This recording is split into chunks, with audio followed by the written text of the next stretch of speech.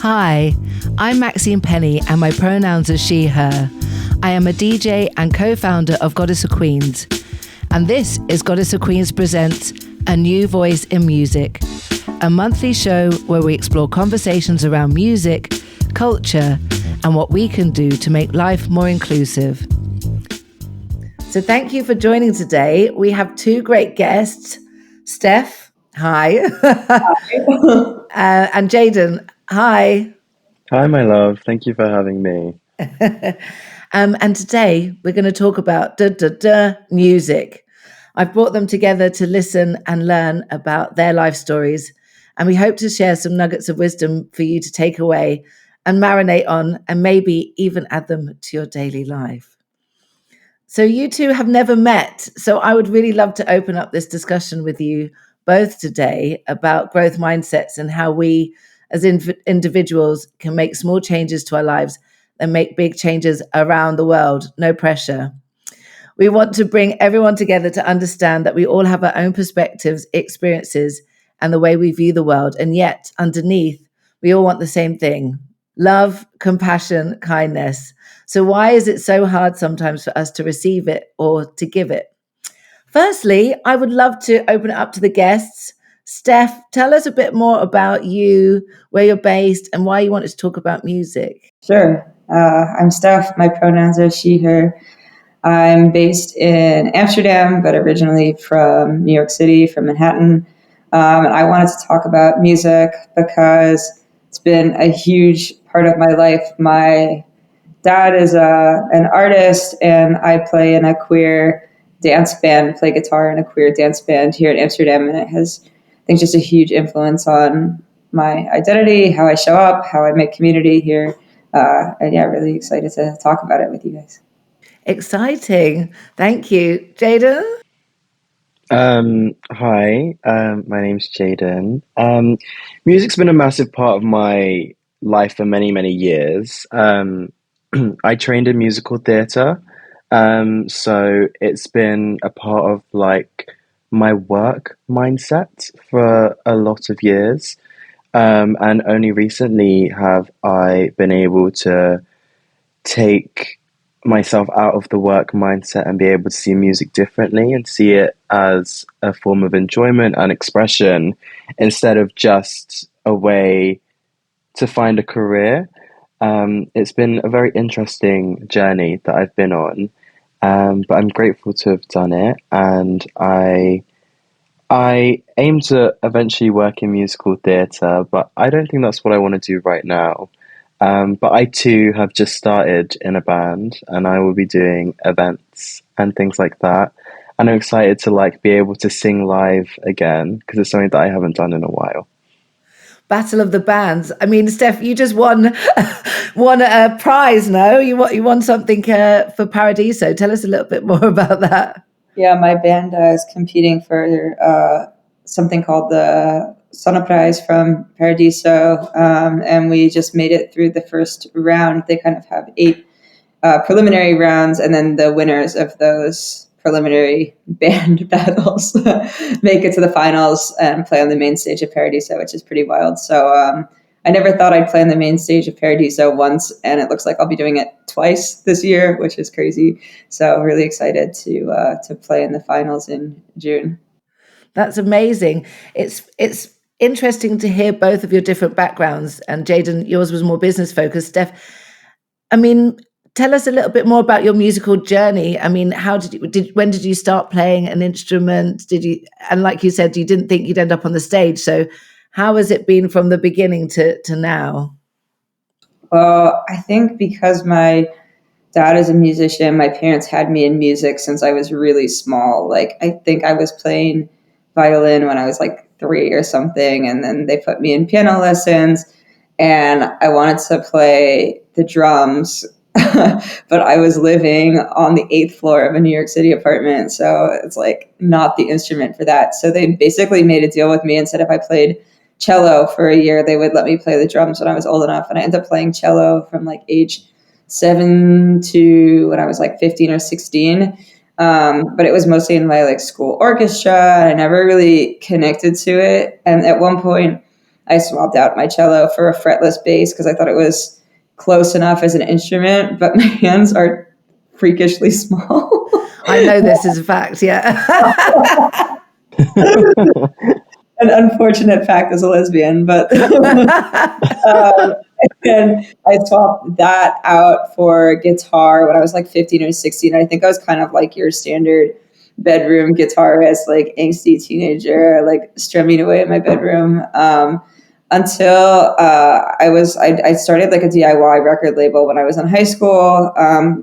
So I was interested in music and obsessed with listening and writing. I was the editor of my school's music magazine. And then I think I didn't want to like run a label as a business because I wasn't, first of all, making any money. And second of all, I wanted to do something a bit more hands-on. So I started managing bands when I was in college for friends' bands and DJ production set. And at that point, my friend's band just like didn't have a guitarist. And so she asked me to play in her band.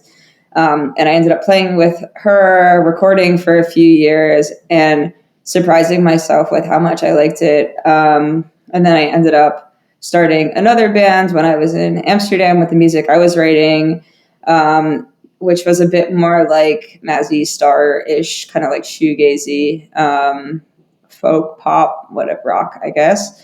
And then I linked with a couple of people that I'd actually been playing in this like queer recreational football soccer league with, and we kind of almost as a like fun joke or experiment got this rehearsal space and started jamming and had such a good vibe that we started the band that we're in now. And it was the first time I'd ever made or played in a band that played live dance music, and for me that was like a huge light bulb moment and like really changed the way I related to music. And it's just been like the most fun I've ever had playing music or doing just about anything, like the connection of making people dance and just having a really different vantage point. I just absolutely love it. And I feel like for me, I never really saw myself as a performer until I found that connection point around like, oh, the connection is making people dance and like letting people have a good time. Like that's the way that I go crazy when I'm at dance gigs and in the club. And I was like, fuck yeah, like that works for me. And yeah, I've been playing with that band, our band, Natbed, for like 5 years now, and it's just like the most fun ever. That's amazing. Wow. I mean, I love to hear that it's about fun and about joy, and sort of expression through music and just trying different things and finding out what you like and what you don't like and that passion for sort of wanting people to enjoy it. I mean, Jadyn, your experience sounds a bit different. Can you tell us a little bit more about your experience? Well, I mean, my experience was it is different, but I mean, I have such a massive love for music that I found while studying. Like I went to musical theatre secondary school. So from the years 7 to 11, I was training in school, doing 50% vocational classes and then 50% non-vocational. So like in the mornings I would do like my maths and my English. In the evenings I would do like singing and like jazz and all of that stuff. Um, and I realized that I loved singing from those classes, and that was a really beautiful thing. And I after that I went and did musical theatre at college for 2 years, and then I continued it on, and I went to university for musical theatre, and I was doing it, and I sort of began to lose my passion for it. I began to lose my passion for singing and for dancing, and I sort of felt like it wasn't fun anymore. Like, you know how you were talking, Steph, about how you could feel that people were enjoying it and people were having fun, and like that's the main point of like doing this. Like, it's a skill and it's a talent that we have, but it's important that we connect it to love and connect it to joy and connect it to something beautiful. And I was really struggling at that point in my life to be able to connect it to something beautiful. And I could only see it as a career path. and I had seen so many people before me that are now working in the West End, and I saw it as my dream, but I also was so nervous because I wasn't enjoying it anymore.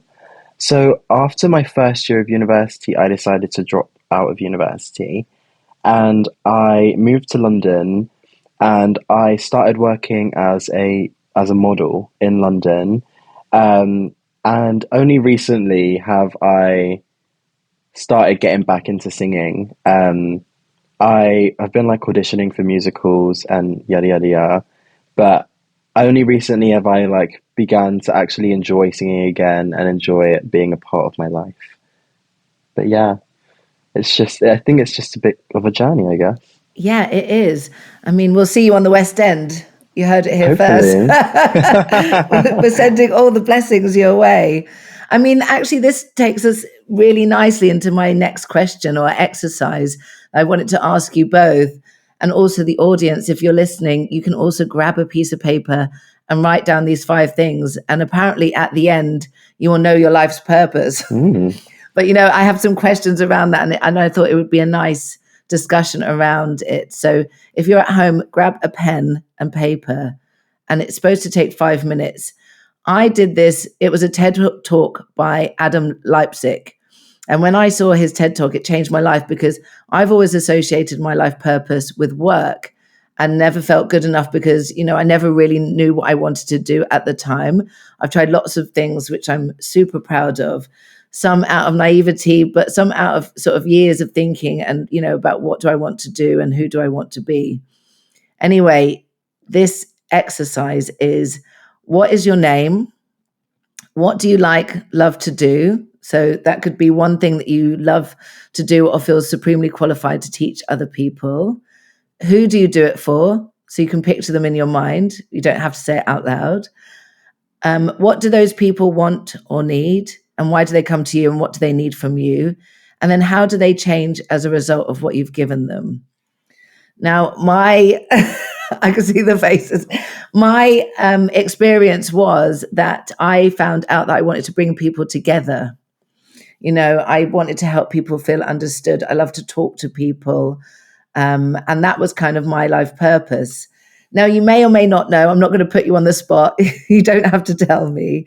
But what was your idea of your life purpose? You know, you've had music ingrained in your life, but did you really think that was, does it tie into your life right now and what you thought? Steph or Jadyn? My life purpose. That's a really hard question, first off.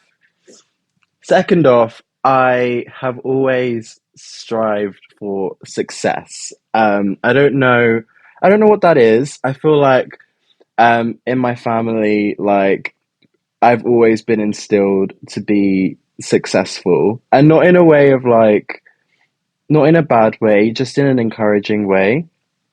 And that is still my driving force every single day to be successful.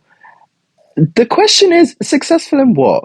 I don't know. I have my finger in a lot of different pies, and I think I'm only 21 and I want to be able to give myself experience in a lot of different things to then be able to decide what I want to do. Maybe I want to be successful in everything, you know, like maybe that's what it is.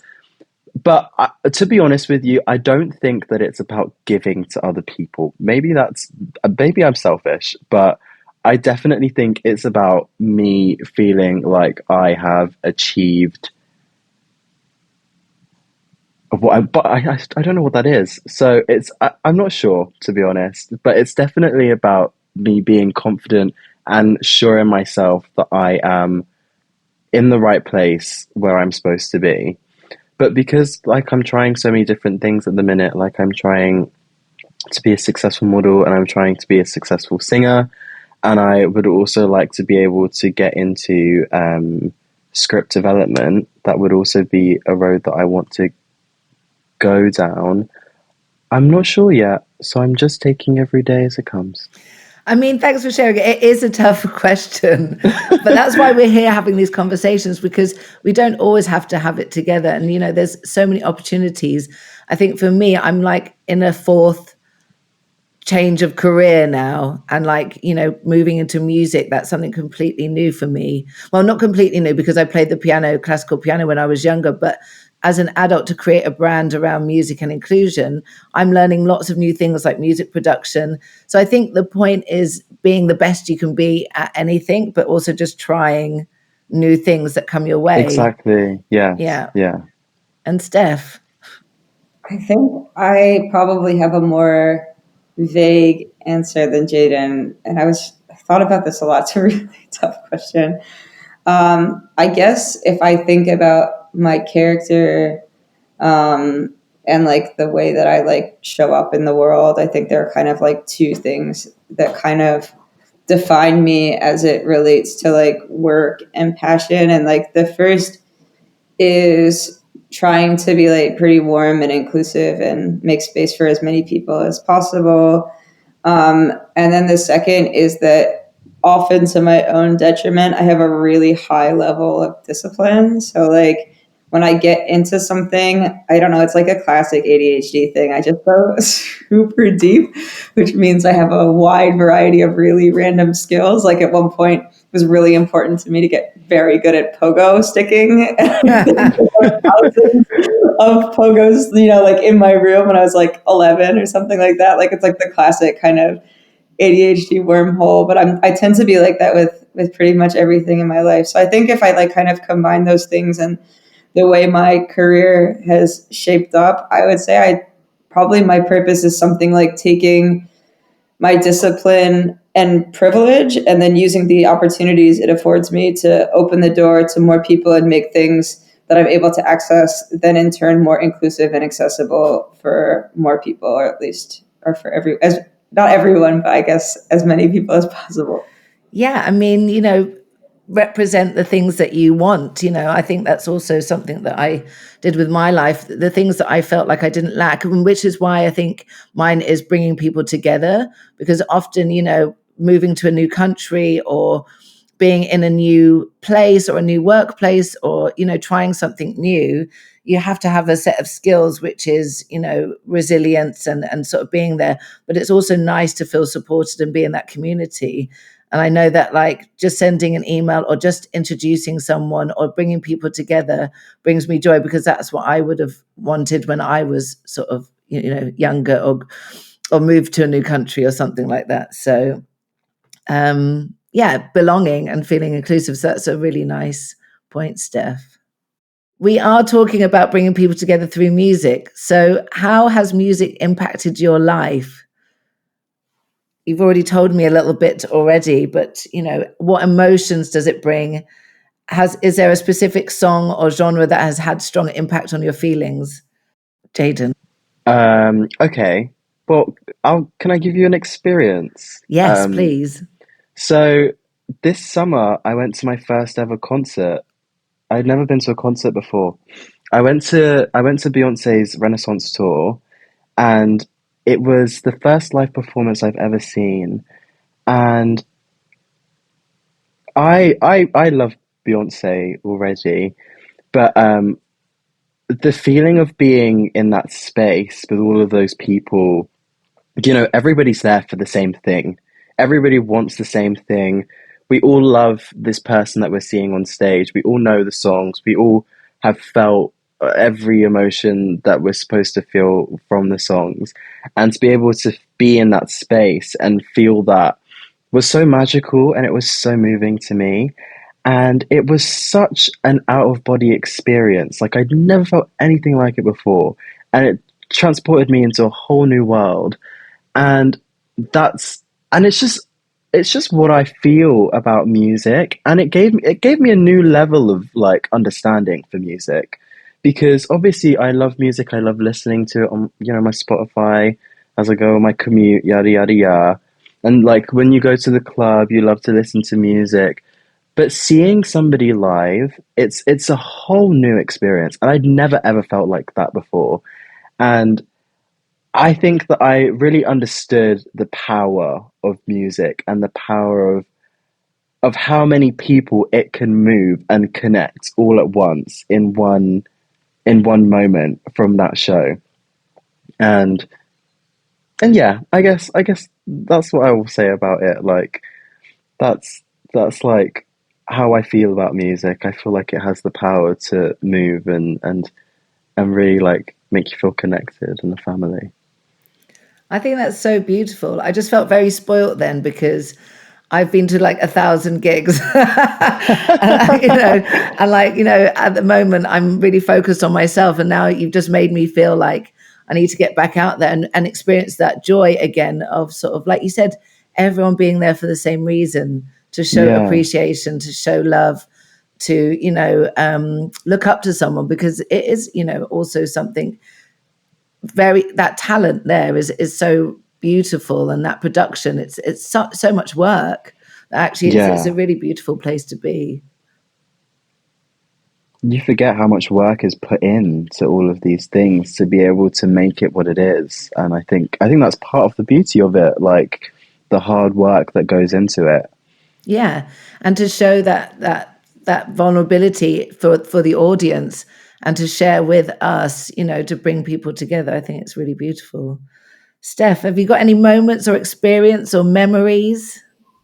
I mean, a ton. I think a couple that stand out, um, I guess, would be, uh, well, I mean, for me, like, I listen to a probably unhealthy amount of music at a definitely unhealthy volume, pretty much 24/7. So, like, music, I'm really sensitive to music. And if I'm listening to like upbeat, like I listen to a lot of like hyper pop and punk. And if I'm listening to upbeat, like high BPM music, like I just feel happier on a day to day basis. Like it has a massive effect on my mood. So, like, on a kind of almost like baseline level, I have a huge visceral connection to music. I think when I was in high school, and like angsty, then listening to a lot of folk music, things like Elliott Smith and Connor Overs, like that gave me a huge outlet for these kind of big emotions that I thought were, I'd invented. And I think that was like kind of my first real like deep emotional connection to music. But I think probably the more formative experiences were like discovering queer spaces through music. Like I would say all of my first coming out experiences happened in on dance floors, if I think about it, and gigs. And like, I think that's just been a huge part of my life, has been like connecting to queer community and having like my kind of formative queer moments in music spaces, and like, and such a wide variety of them as well. So I don't know if there's like one, I mean, there's one standout moment for me with music. I don't know if it's positive. I was like 11, and one of my friend's moms worked at this PR firm and got us in the front row of this benefit concert at Beacon Theater in New York. And like your kind of classic, like 11 or 12-year-old, Maya was playing, and I learned every song to her second album, not bothered to listen to the first. And she had that song, and I was like in my little like Old Navy performance fleece, like mouthful of braces, like mouthing every word. And then she sings like her hit song, which I think is called like Take Me There. It was from the Rugrats movie. And she like points to me and calls me up and puts the microphone in front of my face. And I didn't know a single word. So I had to like hum. And they were doing a live stream on MTV, and they had to cut the live stream.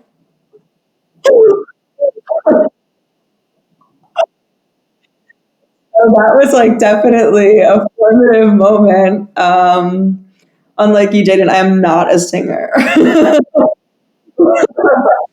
Ah, she just stood there with the Oh mic. my god, yeah, it was mortifying, and she like didn't put me out of my misery for what felt like an eternity too. It's You just didn't like go home and learn them afterwards out of like, it's like I terror. didn't know the lyrics like 15 seconds ago. I still don't know them now. Like let me go. Yeah, it didn't put you off being on stage though. You're just like, I'm not a singer. Oh my god, I just like never. Let's never talk about this again. Ah, oh my God, what an experience. I won't delve into my experiences on stage, but I do, sort of feel what you said about music and emotions. Like when I was an angsty teenager, I was listening to Skunk Anansie and the Deftones and, lots of kind of thrash metal. And then when I moved to London, my friends were like, absolutely not, you're not listening to that. So they kind of took me on this R&B and hip hop journey. And that's when I discovered, like Kiss FM, when it was a pirate radio station. And then when I moved to the Netherlands, I, really got into sort of techno and house, and obviously going to Berlin a lot. So, do you still get on the dance floor? I don't know. What makes you dance? I get on the dance floor all the time. I think everything, like disco, funk. I've gotten more into techno, although it was definitely an adjustment when I moved here, for sure. I think like I've been getting more into, I don't know, just like kind of a mix of everything. I don't know, like cumbia, although it's harder to find in the Netherlands, like Afrobeats, everything. Yeah, nice. I mean, I'm a sucker for dancing, so I'm at the person at the weddings, at the party, the Christmas party that's always up on the dance floor first and probably the last to leave. Jadyn? No, I'm the exact same. I'm the first up and last to leave. I love it. I love it. But recently I've sort of been avoiding the clubs. So I've been like, yeah, I don't know why. I've been like in a recluse era and I haven't really wanted to go out as much. But like I love dancing in the clubs. Like I usually end up going to like Heaven, which I'm sure you've heard of. Like it's a massive, massive queer club in London in Charing Cross. Is it still the place it was? Because when I was living in London, it was like that's the place to be. That's where you went. It's still the iconic place to be. Like it definitely is. And yeah, it's massive. Like, and they've got those massive dance floors, and you've got all the gays dancing and living their best lives. And yeah, I love it. I love it. I've got my work Christmas party coming up, and last time I got a bit too drunk, and we ended up in Freedom, and I was just living my best life. I was having so much fun. Everybody was just there like watching me as I was dancing, and I was like, I can't do this again. So next Monday I've got to make sure that I have baby steps and I don't go too crazy. Or I just make sure that there's other people that are going crazy on the dance floor so that I can join in. I mean, bring people along with you. That's my trick. I'm probably that sort of creepy woman that's like, come to me, come and dance, come on. I think I'm actually quite cool, but you never know. I mean, actually, you said something interesting, which I'm feeling as well at the moment. And I thought it was just me.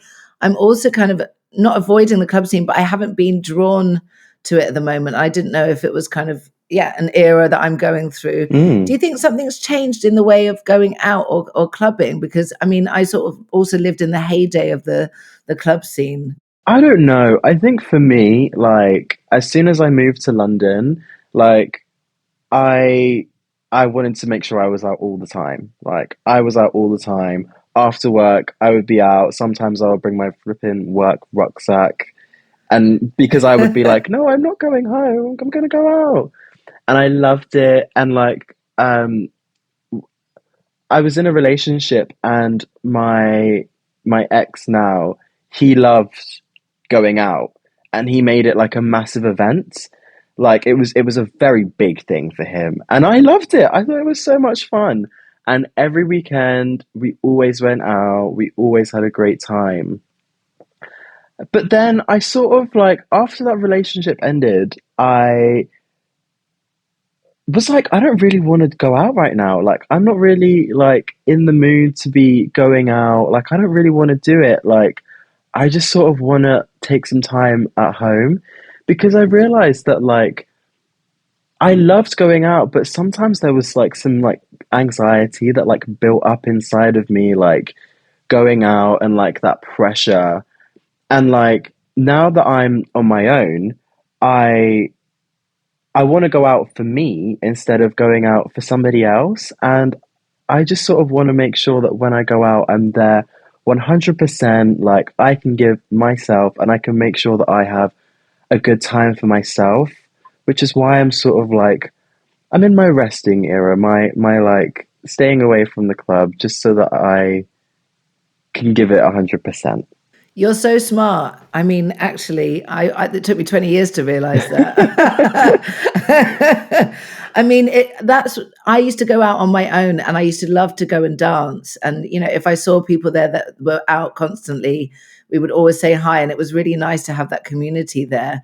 But I've also realized that, I want to choose the moments that I go out and dance and give my energy to those moments, because it is a lot. And I also started to feel a bit anxious before, but it's easy to sort of get caught up, and think, what else can I do? And I had to really learn to love to be on my own as well, and sort of, let my creativity flow, so that, those moments again that we're talking about can be really enjoyed. Steph, yeah, how is it for you?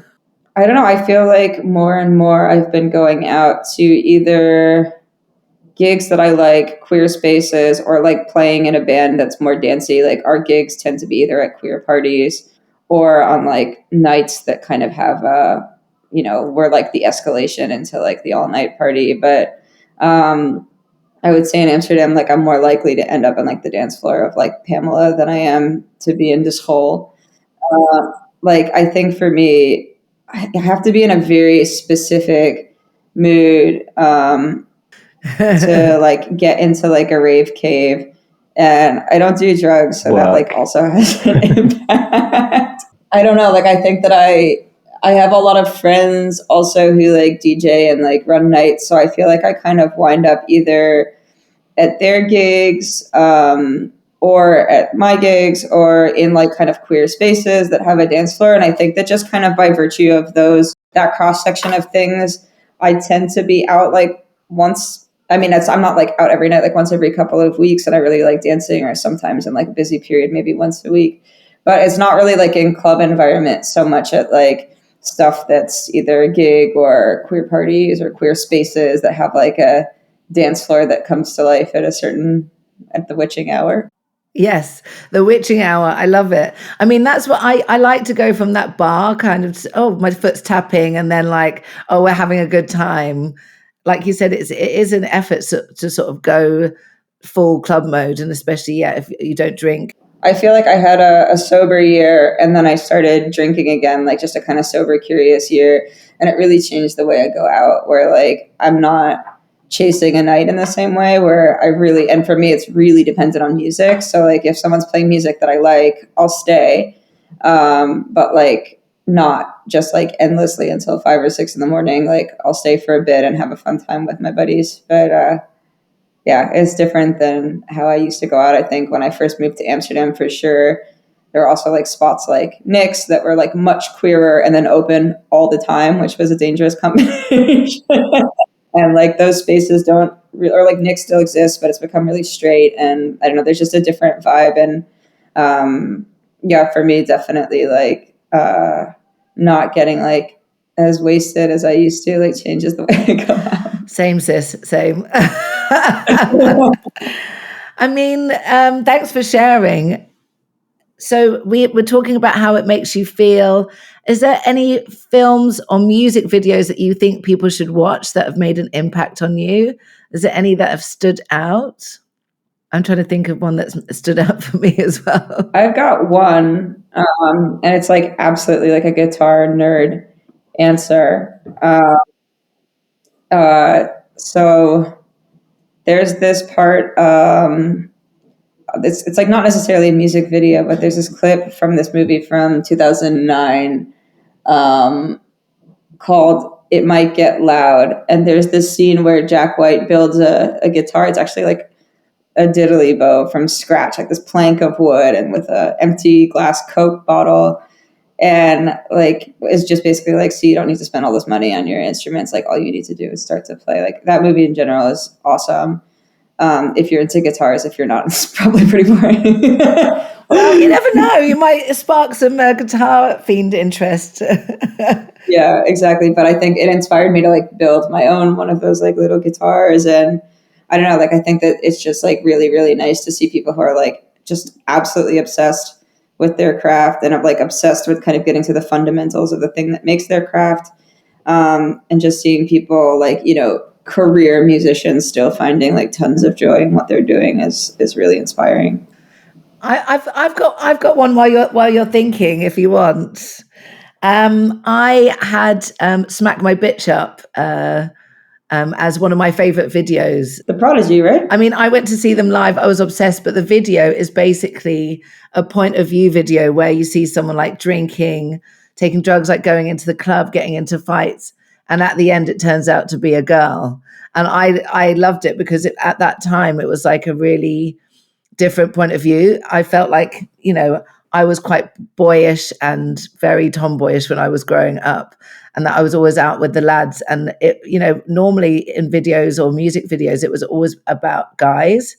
And so to have a woman that was independent, that kind of got into a bit of trouble, that was like, out having a good time, it really, really connected with me. So, I mean, I think it's a great video. It's super fun. There's a Sam Smith song with Kim Petras. I've forgotten what the name of it is.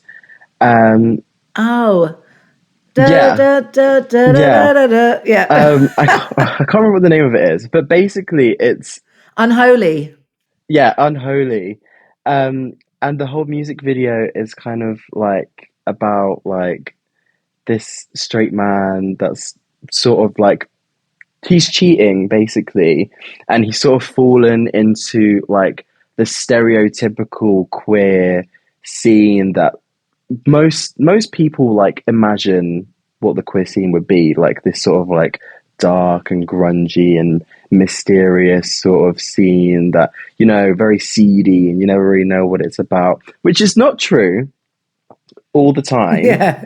But I really liked how the music video played on that narrative, and I thought that was really fun and really cool.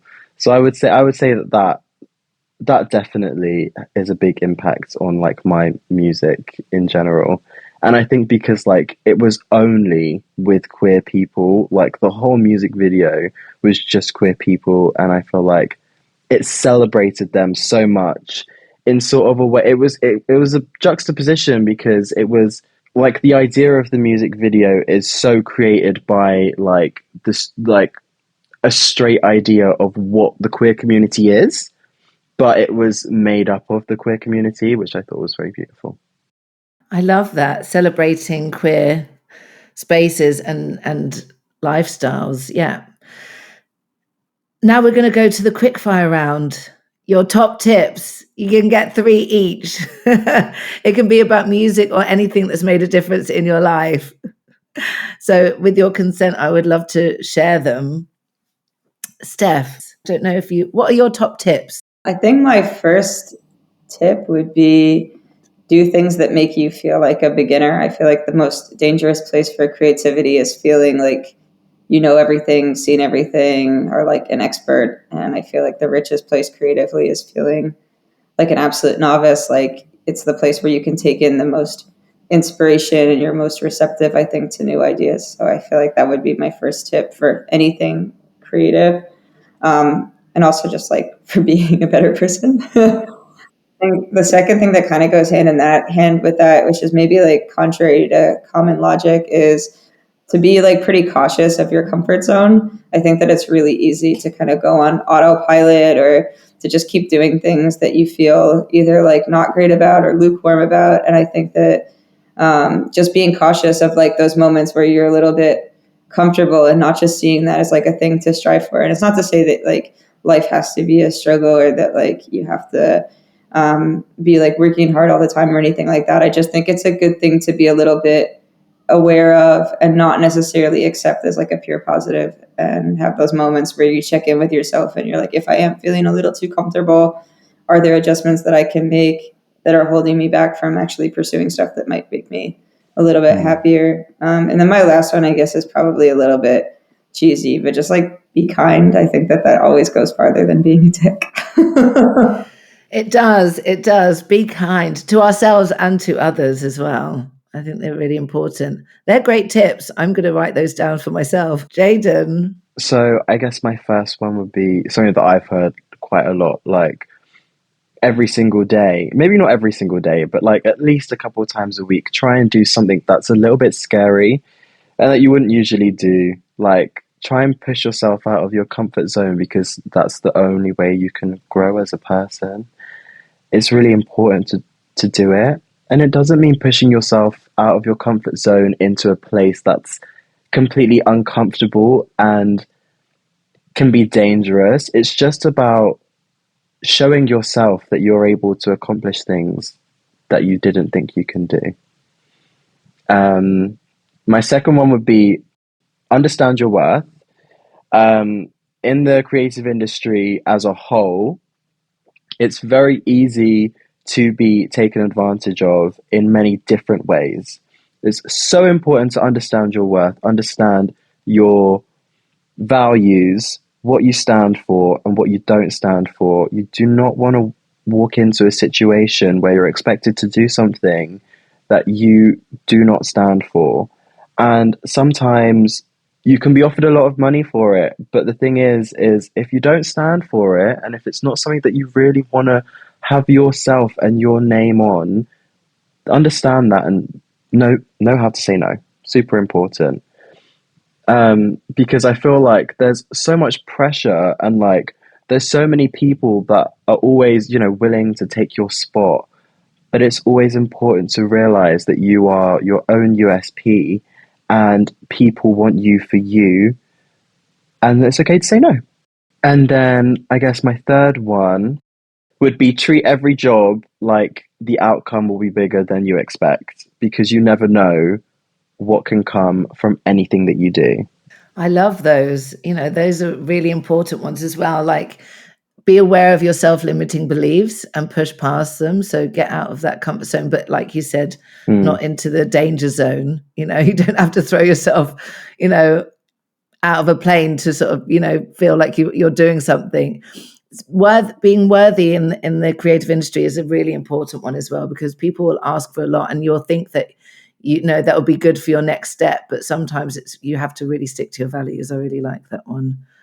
And thank you for sharing both of your top tips. I'm going to go away and think about them, but before I do, thank you so much for being part of this conversation today. I really hope that you've enjoyed this episode and that you will join us for more. We're planning on releasing a monthly podcast where we share our stories and insights on various topics like peer pressure and how it affects your life choices, even as an adult, internalized prejudice, bias, and many more important topics. So thank you, Steph. Thanks, Jadyn. Thank you. And you have been listening to Goddess of Queens.